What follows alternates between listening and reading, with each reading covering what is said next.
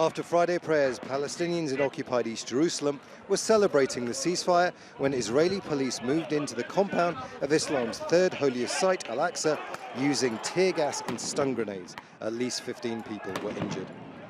We were confused and didn't know which way to move. We all feared we'd be hit by the grenades or rubber bullets being fired at us randomly and indiscriminately. Then we saw the Israeli occupation force soldiers storming the mosque and coming in our direction.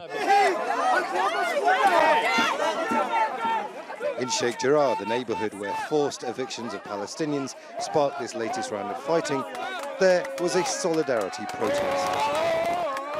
What you can see behind me are Israeli activists for the organization Peace Now. They're showing solidarity with the Palestinians of Sheikh Jarrah and of occupied East Jerusalem. However, let's contrast that with what's going on over here.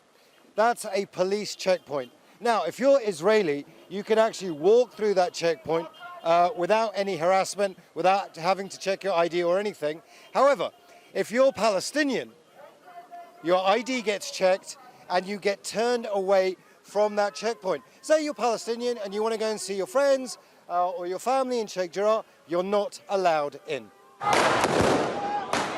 Both Israel and Hamas claimed they had won this 11-day-long battle that's killed more than 250 people. Benjamin Netanyahu delivered what many saw as a victory speech.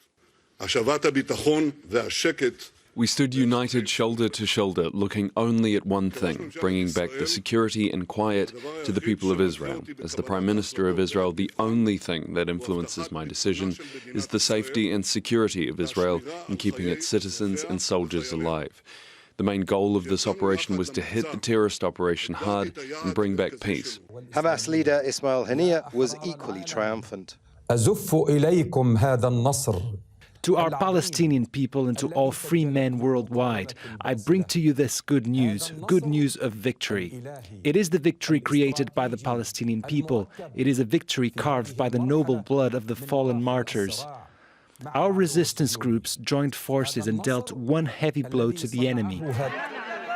With both sides claiming the upper hand, the focus is now slowly shifting back to what sparked this latest confrontation. Threatened forced expulsions in the neighborhood of Sheikh Jarrah. The Israeli government insists it's a land dispute for a court to rule on, but the Palestinians living here don't have much faith in the judicial system. Palestinian Israeli politicians and activists now want the international community to accept and to rule Israel has fallen foul of international law. Imran Khan, Al Jazeera, occupied East Jerusalem.